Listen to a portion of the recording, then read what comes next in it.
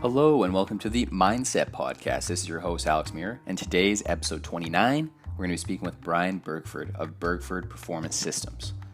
Now, in this episode, me and Brian discuss ways how you can optimize your psychology to create powerful leverage for maximizing performance. Whether you're someone that has a debilitating phobia, such as Brian had with swimming. Brian was someone that could not get in the water because he had this phobia of being submerged under the water. And so what he did, in age 30, is he took up swimming lessons, joined a master's program, and a little less than 5 years later had qualified in 4 events and was competing at the United States Masters Swimming National Championships. And not only that, Brian is a certified personal trainer, he's a certified dog trainer, an author, and a speaker. And if you're someone that wants to take your personal performance to the next level, Brian has an app for his clients called Bergford Performance Systems, which he delves deep into how you can maximize your personal performance and improve your personal mindset. And then to top it off, if you're also looking for some extras there, he also has a free copy of 5 Olympic Training Center lessons to get back to your prime. So please welcome Brian Bergford to the podcast.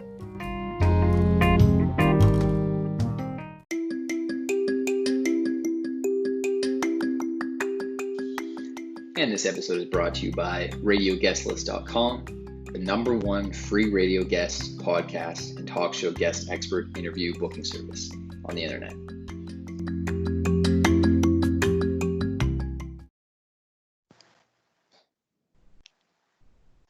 Alrighty, Brian, welcome to the MindCep Podcast. Super happy to have you on today, and really excited for you to share your experience, especially your background in psychology and performance psychology, helping people, get to that next level of experience, that next level mindset. Because sometimes all people need is just a shift in their mindset and having the right coaching and mentorship to get to that very next level. So super to have you on. Happy to have you on today. Yeah, Alex, and I'm stoked to be here, dude. I'm pumped. Like, let's get this party started, my friend. Yeah, definitely. Yeah. So I was doing lots of research for our interview this morning, and you got quite the breadth of experience and from a variety of different areas. And I like how everything that you've learned, it all stems around psychology and improving your mindset psychology. But tell us a little bit about how you studied psychology at the University of Colorado. You're a certified dog trainer. You're a certified fitness trainer. You're a national speaker, or you got your speaking engagements. You got a lot of different experience, and plus you've had a phobia since a very young age for swimming, and then you conquered that phobia by getting into swimming and competing. So tell us a little bit about how all that started. How all that stuff relates to it. Yeah. Yeah, absolutely. So I'll try and kind of like give you the short version of like my life in 3 minutes, and we'll see how this goes. I think from really, really early on, I became super interested in the human mind psychology, why people did the things that they do. Like how they process information and put things together. And a lot of that was just born out of like not understanding some of the sort of early sort of emotional trauma and different things that I had experienced. And so it was kind of born out of actually a place of pain. But it really led me on this quest to try and understand the human psyche, got me a lot into understanding psychological development, human performance. And when I was still in high school, it was right before I graduated, I got my personal training certification. It's not current anymore, but I got that and then went right into, after like high school, right into working in, like gyms, typical gyms and stuff, kind of working with the general public, doing personal training. At the same time, I was at the University of Colorado and also was interning with the speed, strength, and conditioning staff there, working primarily with the football team. And I figured out very early on that I didn't like pushing a limp noodle, i.e. most of the people in the general public that like talk about what they want and I really want to do this and I want to accomplish this. And it's like almost predictable. Like the attrition is just, it's amazing, right? Because they would say they want stuff, but then the excuses would pop up. Whereas when I was working with the athletes, they came to play, right? Like Yeah. we had Yeah. batteries included, praise the Lord. And so it was just such a different animal, so to speak, like working with athletes. And, you know, I also kind of figured out around the same time, I also had a gift for working with dogs, and psychological principles are the same regardless of species. The application is a little bit different. And I built up a couple businesses, like a behavior center. We did dog daycare and boarding, specializing in pack work, and then a company for dog training, behavior rehabilitation. When I got things really up to speed and everything was rolling, was able to get some management put in place and return to my first love, which is really human performance and coaching and helping people really kick things up a notch. That's the thing that I really love to do. And the reason that I work primarily, at least in the coaching sense, with athletic professionals and entrepreneurs and business owners especially, is because I'm one of those people. I'm an entrepreneur, you know, I built multiple companies, and I'm a competitive athlete. And so I just tend to gel really well with those people. So I hope I did a good job there. I think it was probably longer than 3 minutes, but I tried. No, that was really well said. And I like how you said, you know, because of your background as an athlete, you can really relate and have that understanding for athletes and that competitive edge that they have. Because like I was also an athlete as well. And, you know, unfortunately I didn't take my sports and all that as far as I could, because I feel like to get to that next level, like you said, you need the right coaching, you need the right team. And there's only so far that you can go individually. And yeah, you can take it, you know, as far as you can. But I was in a stage where I was in high school and all that, and I was very competitive with sports. Like I use that as like my crutch to get me through high school, because I didn't have a good time in high school. But I use the pain, like you're saying, sometimes you got to use your pain and previous trauma to create a catalyst for change. You know, anyone that's performed at a really high level, they've had, you know, a lot of pain in certain areas of their life that they weren't so good at, and then that helped them discover what they were really good at. So sports for me were like, you know, the constant training, the constant, you know, learning meal prep, learning nutrition, learning, you know, how to train properly and how to recover, you know, properly. I've been obsessed about that kind of stuff since day one. And I played, I got to metro level soccer, or, you know, rep level or metro level soccer, but nothing after that, just because I just didn't have, like I said, the right coaching and the right mentorship and stuff like that. But it was soccer, lacrosse, boxing, and basketball. But my true love was basketball. I loved basketball. If I had a little bit more like mentorship or good better coaches, I probably would have taken it like way farther to at least the college level. But I just Sure. didn't have that, unfortunately. But And yeah. I love, can I comment on something you said? Oh yeah, sure. Because it got me all pumped when you were talking about, you know, again, the like using your, first of all, you're you've done way more sports than I ever had, so I was like getting a little intimidated, which is why I jumped in there. But that's huge, man, and like that stuff is really physical, and it takes a certain capacity to be able to function, especially across different disciplines like that. It's not like you were just able to kind of skate by in like one of those disciplines. You were able to do multiple. And when you said the piece about, you know, using your pain and trauma, I'm bringing this up because I think this was last night. So my wife and I watched this movie called The Dawn Wall, and it's about Tommy Caldwell's climb of El Capitan. And what it illustrates perfectly, I think, is this idea of like traumatic events and events that push us way further beyond our limits than we ever wanted to go are often the very things that actually activate us, right? Right.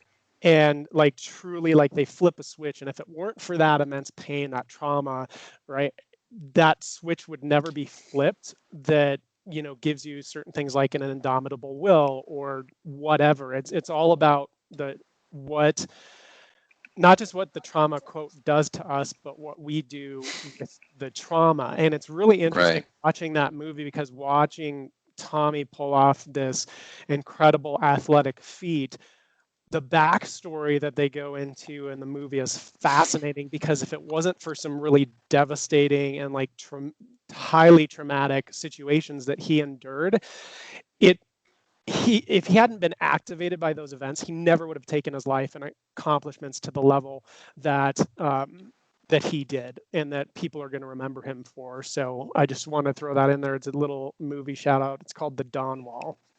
The Dawn Wall, I'll have to check it out. Yeah, I'm super into especially like climbers and stuff like that too, because that takes a very different kind of mindset too, because they consider, that's considered a sport too, like climbing or free climbing, and like those kinds of people, I'm just like, holy smokes, like that's a whole nother level of sport and fitness, because it's like for those that are the adrenaline seekers, that like the surfers, the climbers, the skiers, right, where they're like, oh, I want to take the highest slope at the steepest curves, right? All that kind of stuff. That's a whole nother level, type of athlete. But I have tremendous respect for for those kind of athletes as well, because I know for myself, I wouldn't be able to do those things just because it's not my cup of tea. Being always on the verge of really high risk to reward ratio.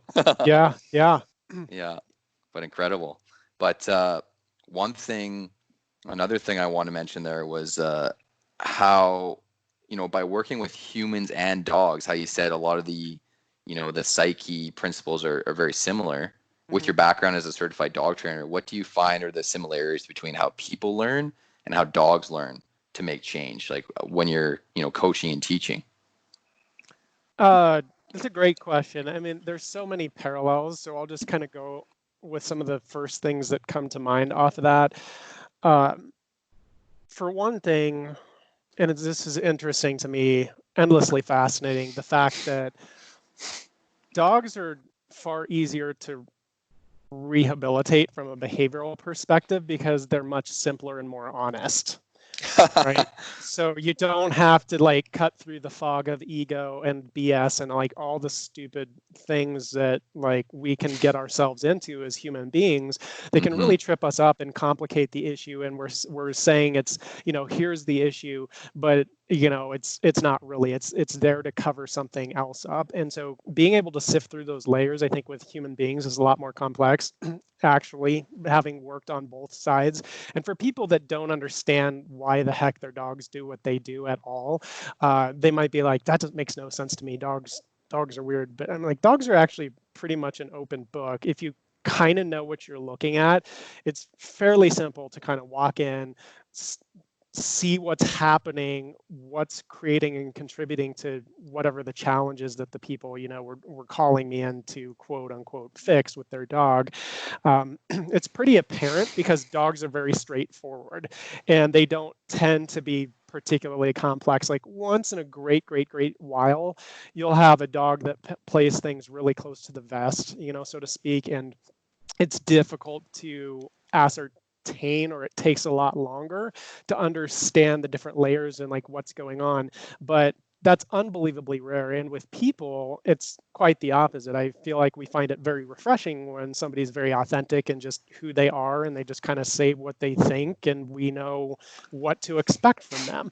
And that's almost the exception, not the rule. So that's an interesting little dichotomy when it comes to comparing dogs and people. Yeah, no, and I like how you said, and I notice it too. Like most people are very unpredictable. There's not kind of a way to tell if a person's like, if there's going to be any kind of consistency with their behavior, versus some people like, like myself, like I'm very predictable in the way I like. There's not many times where like emotionally, like there'll be a huge swing in like how I, talk to people and how I interact with them. The only way that would happen is if like I, went through a traumatic event or something like that, and I'm trying to wrap my head around how to get past it. And then occasionally those emotions might seep through when I'm talking to people. But as far as like a consistency standpoint of like keeping my emotions intact, they stay pretty consistent. And a large part of that, when coming back to the peak performance component, is my daily meditation practice. I've never felt so in charge and in control of my emotions ever since I started meditating. And I actually started meditating just as I was leaving banking, because I noticed that I was just, having that awareness of your personality and what makes you tick, I feel is really important. And when I was leaving banking, I just noticed that I was going into my days a little bit more reactive than normal. And I was like, okay, I need to make some changes for this. Like, what can I do to make changes? So I started doing a lot of research, listening to people's podcasts and stuff. And then Tim Ferriss was talking about the Headspace app. And he was talking about it either in his YouTube video or in one of his podcast episodes. And I was like, okay, well, I've never meditated before, but I'll give it a shot, because I'm a completely open book when it comes to improving, my lifestyle, my performance, my mindset. If I think that something might work for me, I'm totally open to trying it. So I feel like that openness, it's like kind of showing like a little bit of emotional maturity. And then, like you said, the largest barrier for people to make any kind of improvements or change is their ego. So if you have the ability, this is for all of our listeners to listen to as well. If we have the ability to set aside our ego, especially for males, you can. It helps make the learning process and making change much more efficient. So and that's really cool, man. I mean, what you're talking about, because it's I just want to draw attention to the fact that that's actually very rare for people to truly be open, and especially if something's popping up, to kind of turn the lens inward and start to go like, where can I grow? What adjustments do I need to make? And we're seeing a lot of this today, just even in society, like the lens turning outward. It's like other people's fault. It's those people. It's like the opportunity I didn't have. It's the this, it's the that. It's what that person said that triggered me or whatever. And I'm like, well, it's triggering something in you. So like maybe if we understood more about the cause and like the underlying, like the root of the issue, instead of all the different triggers around it, because like triggers get created because something gets associated with, rightly or wrongly, to the cause of the issue, right? But then we just keep going down this road of like getting, quote, triggered by this and that, and like things people say or things other people do out there, versus not understanding and having the self-awareness and kind of shining that light inward to see where do I need to actually do some inner work, and where do I need to get potentially some coaching in some areas where I know there needs to be work done, but I'm not necessarily a master in that space. And so I want to get on the process and the path to mastery. So I just have to give like a huge kudos, because honestly, it's a very rare thing. And the other part that I wanted to throw out there real quick, Alex, is to say, speak for yourself, dude. Like, I'm a dude and I don't have an ego at all. Yeah. I'm kidding, no, for sure. kidding. Yeah, no, for sure. That's funny. I just had to say it because like when I listen to like a lot of these life coaches or performance coaches, like, people like Tony Robbins and all these other people, and like they say a big barrier to making change is our own personal ego, and like the story that we tell ourselves, right? Like, we might have triggers, we might have challenges and stuff like that, and they do play a role for sure. And either hampering how quickly we can change, but a lot of times it's just in our head, and we can make that personal change. It just takes a little bit of time, a little bit of finessing, and especially with this pandemic going on right now. I had 2 months off work. I got laid off March 19th, and I was off till May 19th. And at first, it's a bit of an adjustment. Like, okay, I need to stay busy with my time. Like, what am I going to do? And then I'm like, okay, I'll double down with the podcast interviews. I'll try and book as many as possible to keep me just overloaded. And then I just want to continue to do courses, right? And listen to other podcasts and see what kind of success principles or tools I can use to help get me through this, this short-term phase off work. And that's all I did. Double down on the podcast and just double down on the learning. And that helped me just stay in a much better headspace, even though I know, a lot of things were shutting down at that point. That's where things were really speeding up for like closures, like a lot of stores were shutting down. Like people are, no, you got to stay inside. So that was definitely, a challenge and an adjustment to make. But today I feel like it's all about being adaptable and adaptability, right? And pivoting if you need to. Yeah, you got to make the change at some point. And when you were talking earlier about even the piece of seeing things and addressing them, there. I want to tie it back into the original question you asked me about like the swimming thing, because for me, I had, like this phobia of like not being around water or something. It was just like if my head was in water, like that was a Yeah. huge stinking problem, right? And Yeah. this is something that I tolerated in my life for way too long. Like this is exactly where the like it's something that I would not have tolerated in one of my clients, but I tolerated myself for too long, and I'm not super pumped about that at all. And for me, when we were talking about rock climbing, like for instance, when I found out, like, oh my gosh, I'm kind of afraid of heights, my solution to that was, hey, I'll do rock climbing, because that's like the opposite, and like indoor rock climbing and stuff. So it wasn't the crazy, some of the outdoor feats that people do. But I was like, no, we're gonna like get after this. But that was a fear. The water thing was more of a phobia, and I just got super sick and tired of having something in my life, any type of a fear holding me back or dictating what I would or would not do, or different kind of directing some of my choices. And I had a belly full of it, and I was like, I'm going to take up swimming. Like, we're going to get this taken care of. Screw it.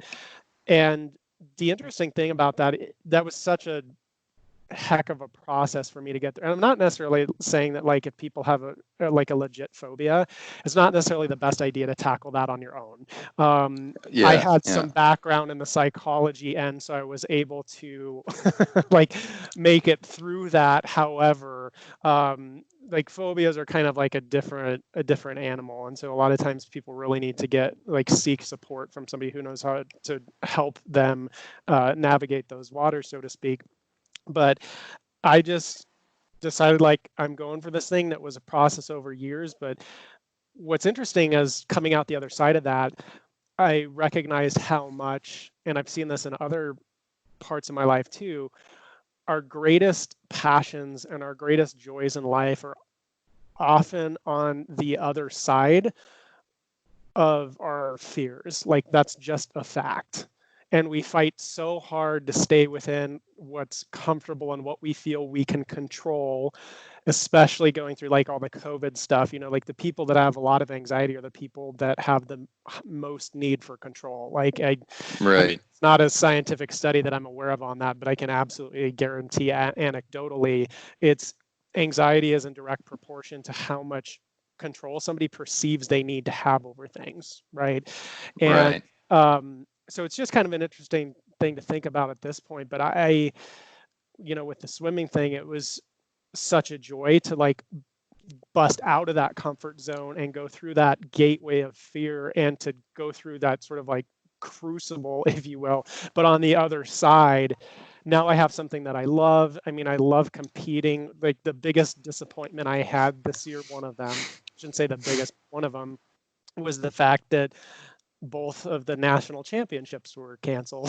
Yeah. So, anywho, yeah. Yeah. The COVID's definitely made things a little bit more different and unique. But hey, like everyone still wants to get, if you want to get to that next level, you just got to roll with it and keep learning and keep adapting, right? 100%, dude. 100%. Adaptation is everything, right? Resilience, adaptation. Again, survival is not mandatory, so personal evolution isn't either. And I think that it's, we all are going to go through things. What's interesting right now is we're kind of like going through something across the globe, which is very interesting. Very different individual situations, but overall kind of like the main issue is that's affecting all of us. And so it's interesting to see the responses of different people to times of crisis, because it really does. One of the greatest benefits of crisis is how much it reveals to us how much we have grown or we have not grown. And like, it's Right. not fun at all, but it's freaking true. And it's Yeah. the things that I do really appreciate, because you can hate everything about a crisis time, or you can find some things to appreciate about it. Like, what can I get out of this? One of my Mm-hmm. big things lately has been, if an adversity comes into your life, like, for me, I'm going to make it pay for being there. Like, Yeah. it's not come Yeah. in and rent free at all, and I'm going to get the most that I possibly can out of it. So anyway, for what it's worth, I think really examining the benefits that can come out of that, what a crisis reveals to you about where you're truly at. It's very similar to in the business world, if you're looking at some common metrics and like, well, where's our cash flow at right now? Like, that will tell you a lot about certain aspects of the health of your business. Like, that's the scoreboard, if you will. In sports, you have an actual literal scoreboard. In swimming or something like, what I do, where you've got, or if somebody's a triathlete, you've got a clock to measure against.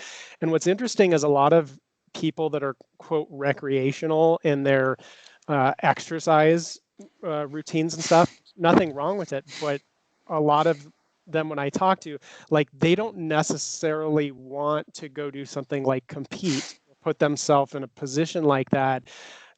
Almost inevitably, I'm hearing something about, like, I don't know, I just feel like, I'm not in good enough shape right now. And what it boils down to, when I really dig in even further, is they're scared of what the clock is going to tell them about where they're at. And Mm-hmm. I would propose, for anybody who truly wants to grow and evolve, and an upward evolutional kind of spiral, if you will, you've got to be willing to put yourself through the discomfort of checking the scoreboard and looking where you're at regular intervals, not to beat up on yourself, but to not delude yourself into thinking like you're doing better than you are. Because for me, I know I've had times in my life, well, I've said, I feel like I'm doing great, and I do. I feel like things are moving right ahead. And then I have a moment of truth where I'm kind of like, it's like just sort of a naked moment where you've all the lights come up, and all of a sudden you're on the spot and you have to perform, or you look at your numbers as a business, or you look at the scoreboard and you realize, holy cow, like, I just got the crap kicked out of me and I didn't even know it. And the problem is, you can be so far off track at that point, if you haven't been looking at your metrics recently, or your personal performance data, or however you track it, that Mm-hmm. you're so far off course, it takes a lot longer to get back than the people who measure at regular intervals, if that makes Right. sense. No, I completely hear you on that one. The second that people start having that self-awareness of their own metrics, that could be like, I'm really big into bodybuilding outside of work. I really like to train. And that was kind of my transition from team sports to individual sport with bodybuilding. That happened when I was about 17. I'm like, you know what? I'm done with sports, but I always want to compete, and especially against myself. And bodybuilding was like a godsend for that. And for anyone that's listening, it's basically like you're building up your body, right? And my mindset behind it was, if I can build up my own body, it'll help create. For me, it did create the internal and the external confidence, because like I saw the way like my body transformed over a long period of time. And bodybuilding is one of those things where it can be, you might be able to see some results in the short term, but if you keep at it for the long term, like, you will make some incredible changes in your physique. And it was that's why I appreciate to this day like team sports and all that. But at the same time, I also appreciate it where, like boxers and MMA fighters and bodybuilders, because it's more of an individual sport, and that you're competing against yourself. And that can also show you, when you're doing an individual sport, like how far you've come as well, and how much you've grown, and kind of some areas where you need to work on.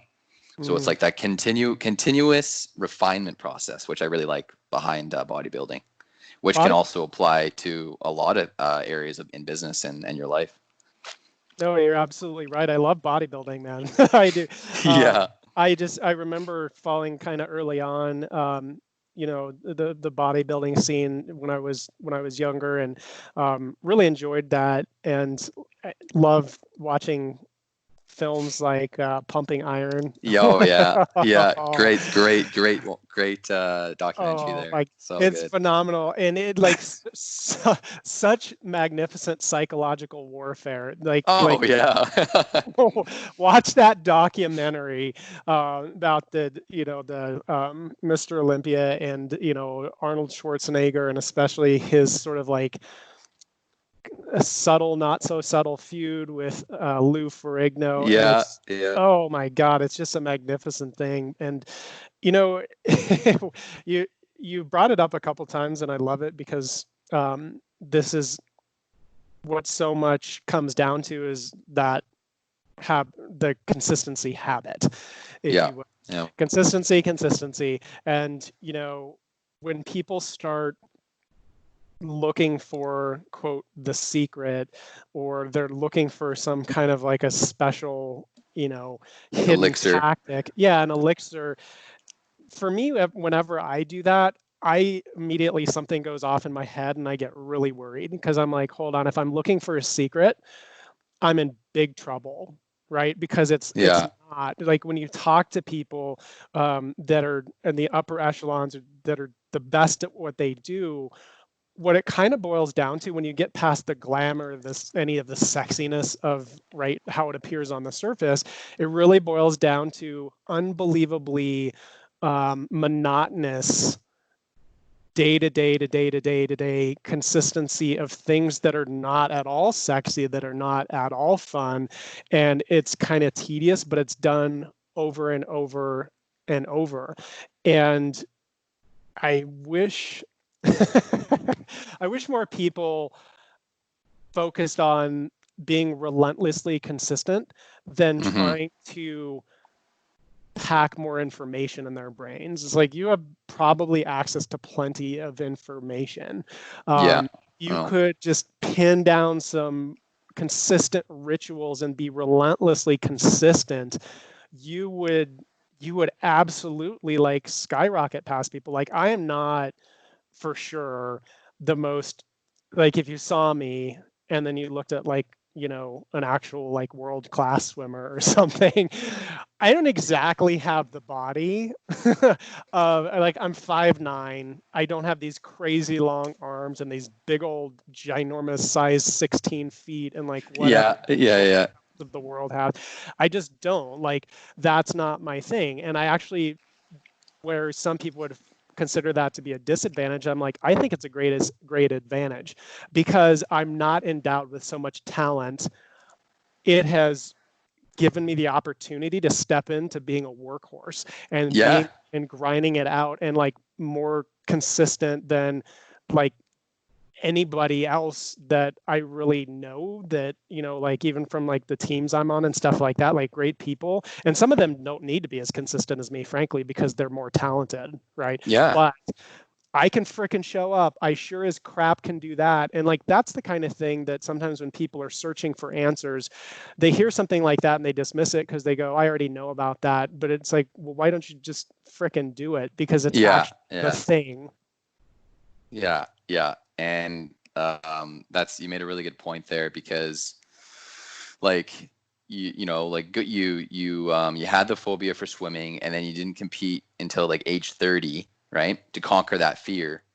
And it doesn't matter, like everyone like reaches they want to conquer their fears at different times, right? But especially if you have any fascination or obsession with performing at a high level, you're going to want to challenge yourself like that. And my thing right now that I'm obsessed with is golf. I want to crush my friend at golf, because he constantly talks about how good he is, but he doesn't. He is good. He's very good, but he doesn't practice enough. So I told my friend's like a really good. I have another friend that's a really good golfer, but he's not egotistical about it. So I told him, I said, you know what? I don't care like how far I have to go or how much I have to train. I need to beat my friend, and just to rub it in his face that The second you take a day off and you're lazy, I will eat your lunch.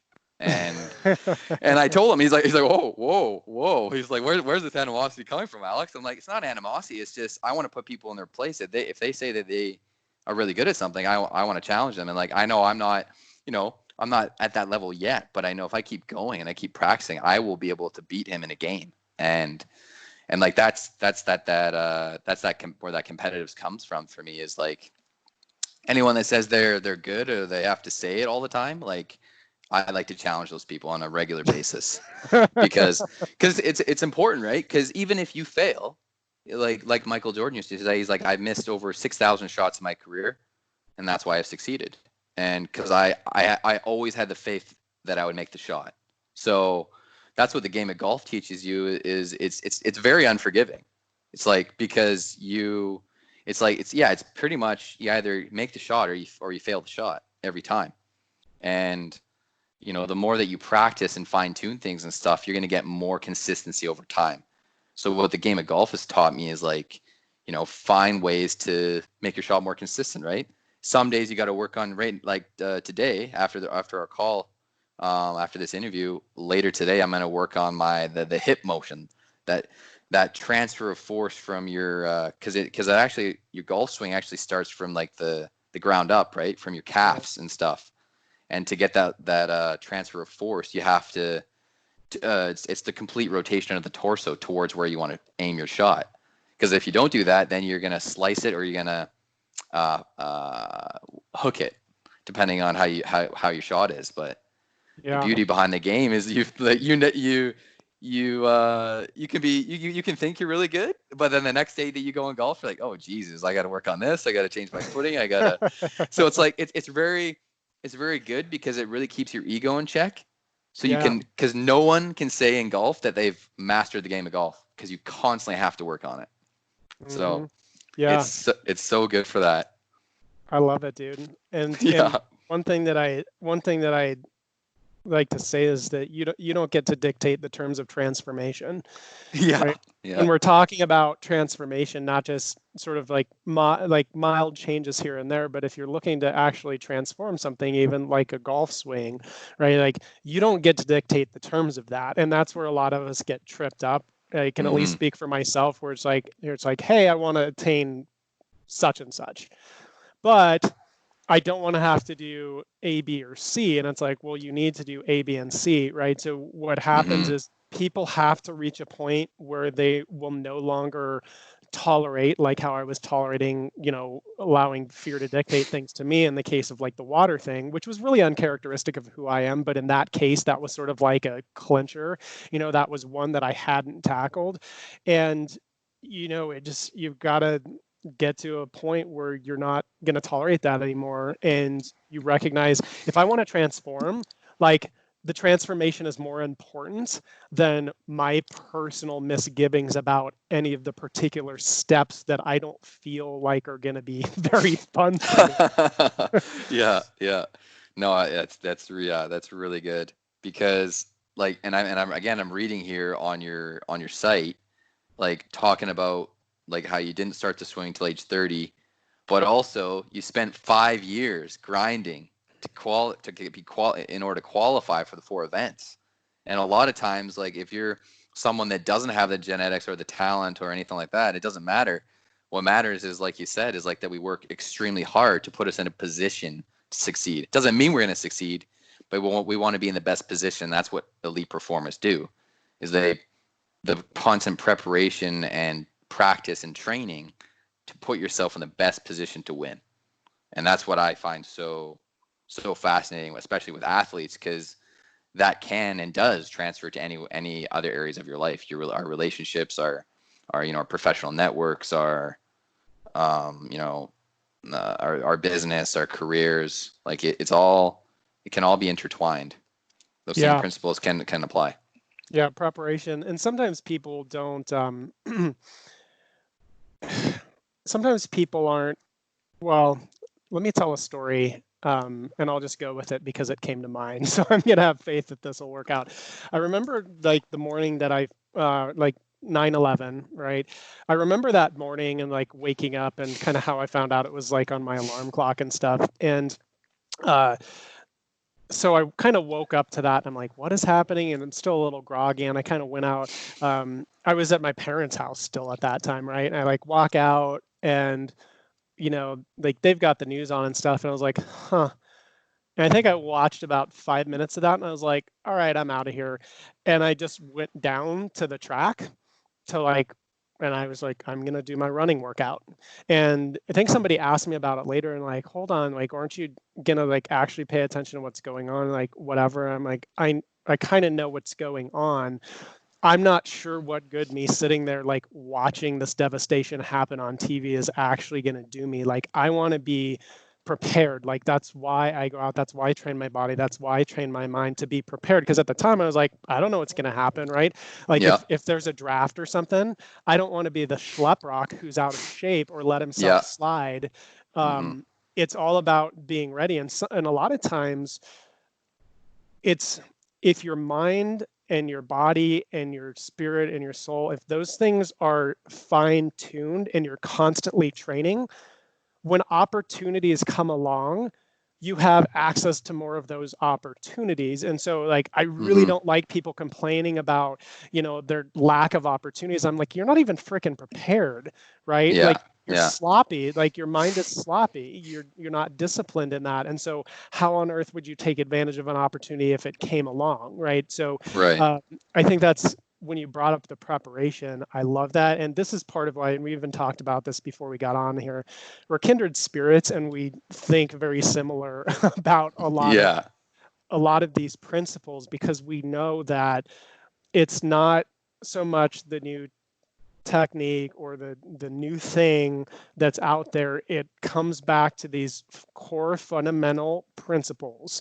And do we have these things dialed in on our lives, Mm-hmm. or don't we? And if we don't, that's fine, as long as we are pursuing it, as long as we're making progress, as long as we have a process and a plan, as long as we are reaching out to people who are more accomplished in those areas to help give us some guidance and mentorship and coaching.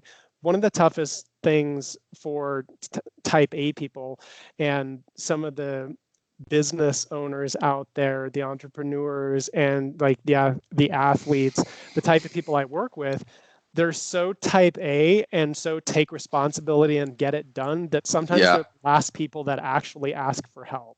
Yeah.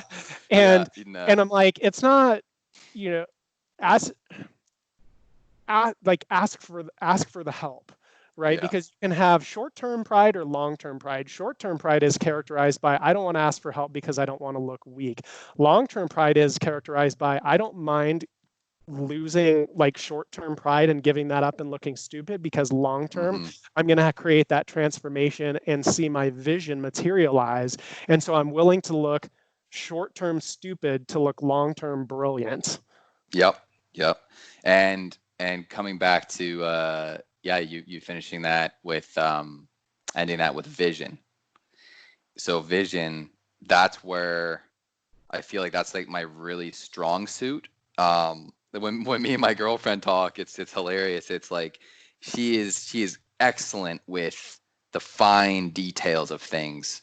That's where I'm kind of like, like I like details are great, but all I see is the big picture, like where I want to go. I see where I want to take my brand. I see the people I want to encounter and chat with, and to help lift not only my spirit but my listener spirits.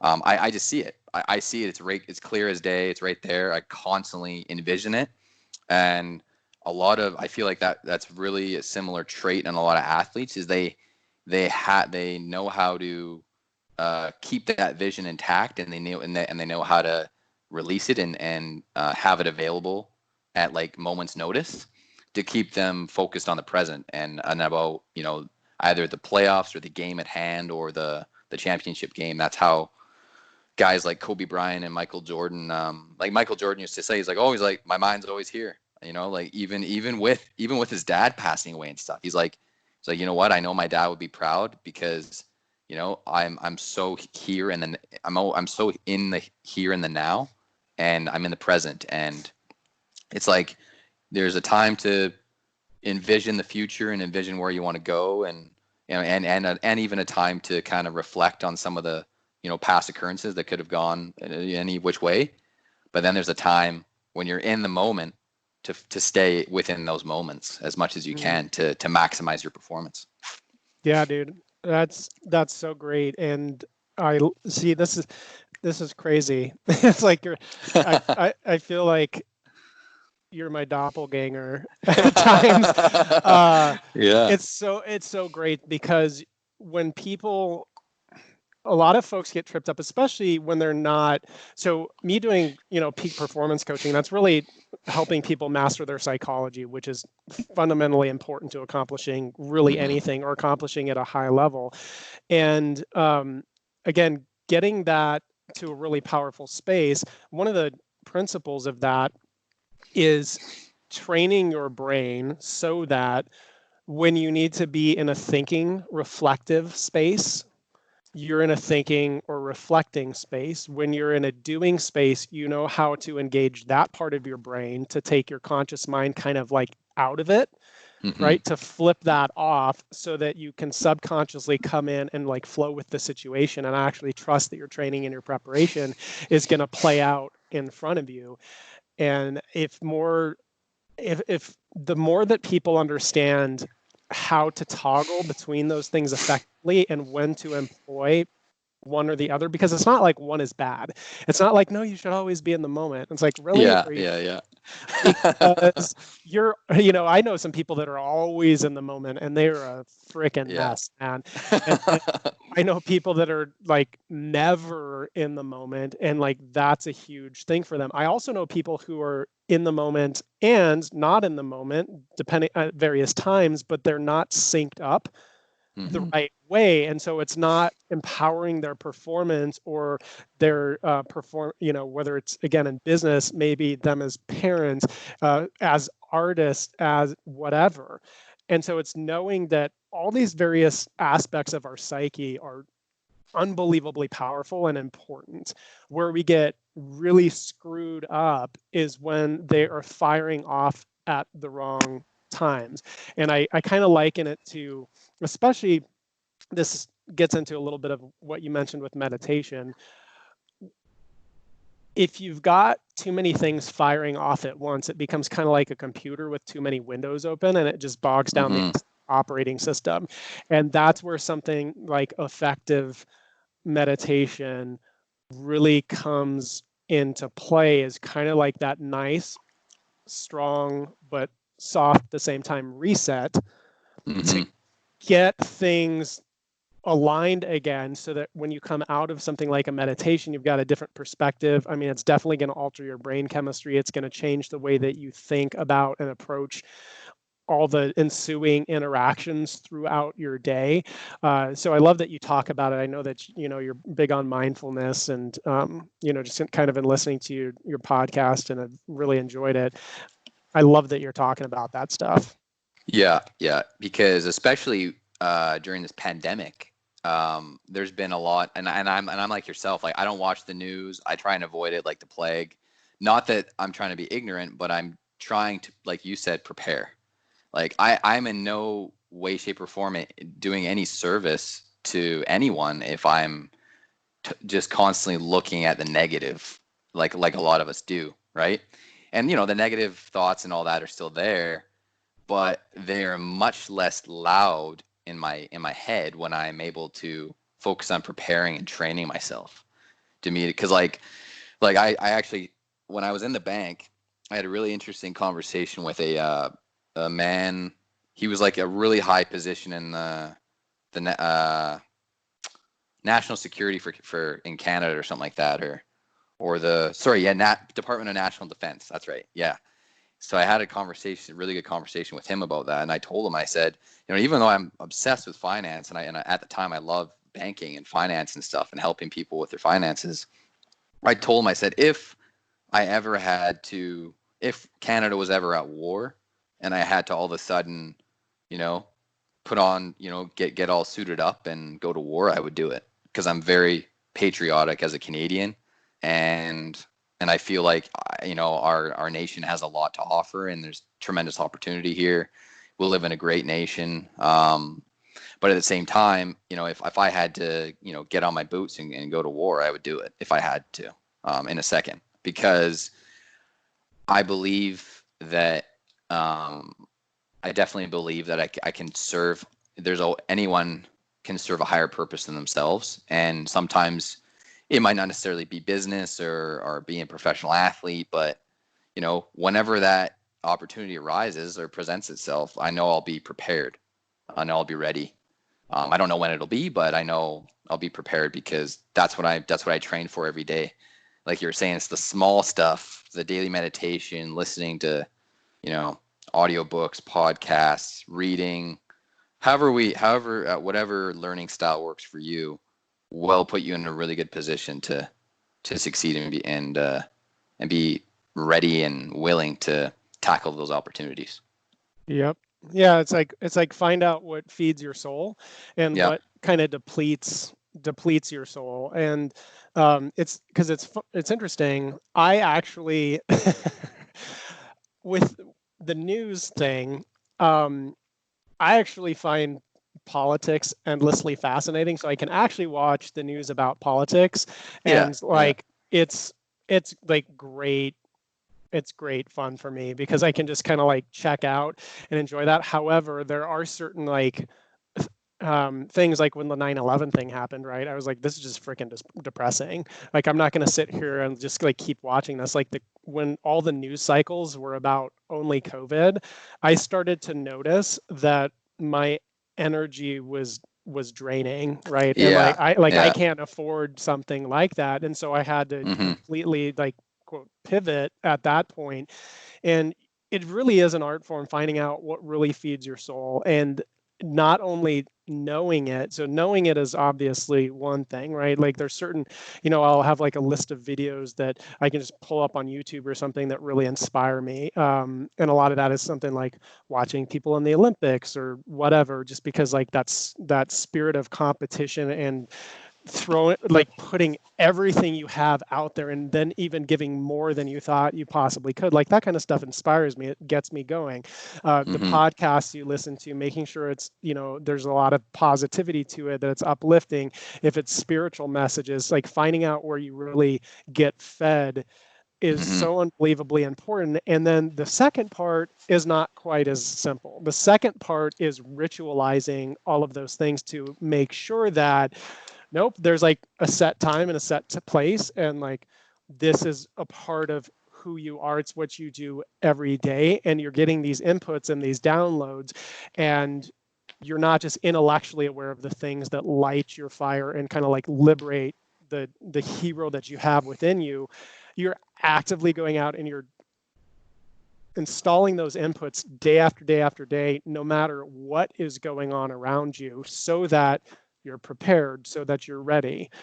Because you don't want to, like, we might be able to lie to our, other people and say, hey, I just, this thing popped up, but I wasn't ready for it. But in the corner of our soul, we know, like, no, I was being a dingbat and I wasn't preparing the way that I could have. And I'm just kind of, I'm being a turd face about this, if I'm honest, right? Like it's when we tell ourselves something that's a half truth or whatever, it becomes harder and harder to look in the mirror. And it's interesting because one of the things about performance, regardless of what somebody's venue is, sleep is tremendously important.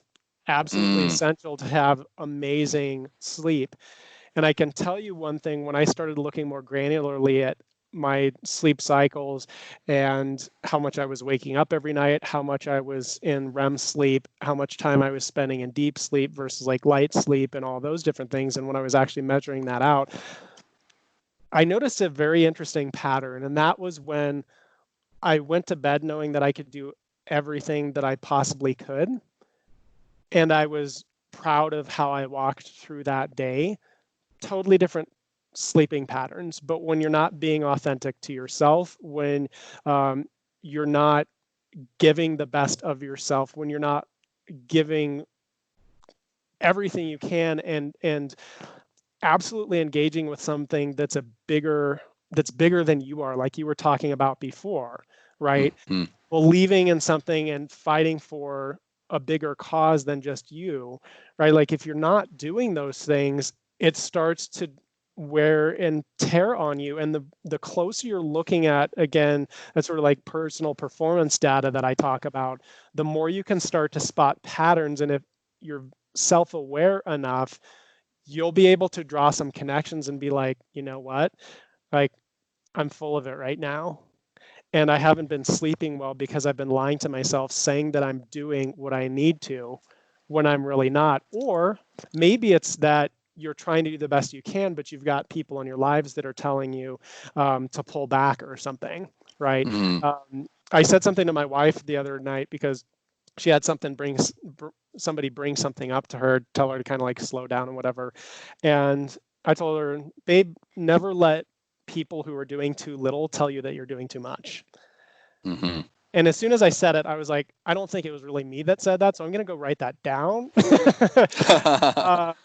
But it's so true, right? Like that's part of the environmental responsibility we have, personal environment of surrounding ourselves with the right kind of people, and even the people that we really dearly love, whether it's really close friends or family, guarding our hearts and minds by making sure the ratio of time we spend with people is appropriate, i.e., folks that uplift, that challenge, that make you uncomfortable in the sense that they pull you along and make you want to become more than you are. That's where the vast majority of your time has got to be spent. And that doesn't mean you can't be around people that don't necessarily like uplift you, because sometimes you have, things like family members or you're right, like friends and people that you really do value and love. But if you're spending the majority of your time around people that do things like complain and make excuses, it doesn't take a crystal ball to figure out where you're going to end up. Yeah, no, exactly. You got to be really conscious and aware of the time spent with people and to make sure that their vision's in line with yours, because if it's in a misalignment, you need to make that change. Yep. Yeah. But yeah, that's all the time we got today there, Brian, and really enjoyed having you on the podcast today. Got some awesome information, and I'm sure our listeners enjoyed it as well. And especially during this pandemic, it's a lot of mindset shifting and pivoting to stay competitive and to stay focused and consistent towards our goals and our aspirations. So Yeah. really appreciated you sharing your experience and your background with us, and definitely want to have you on for another episode in the near future here. Yeah, I'd love to, man. And I put together a series on thriving through a crisis when this whole pandemic thing kind of started. And I think that material is really valuable for people if they want to get their hands on that. It's like a video training. It's free. Just hop on my website, join my email list, and there's an invite to the Bergford Performance app, and that's one of the modules that's in there, and it's got some additional material that I think is going to add a ton of value to people. So anyway, thanks for having me on, Alex. I'd love to come back on with you, brother, and thanks for doing what you're doing. Awesome. Thanks again for your time, Brian, and you take care. You too. All right, bye for now.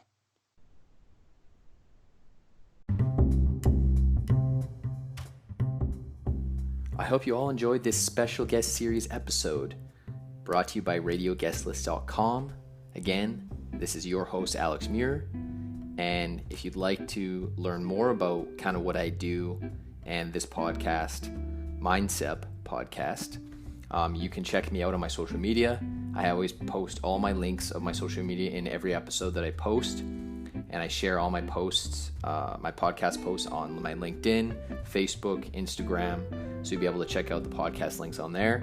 So if you want to connect with me, get to know me, I will be answering messages on there if you have any questions.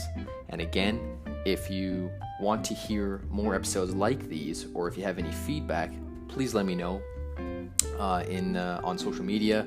You can send me a message, or you can feel free to follow my podcast, and be sure to keep checking in and see what I'm up to. I really appreciate everyone that listens to my podcast, and hope you guys all enjoyed, and see y'all next time. Take care.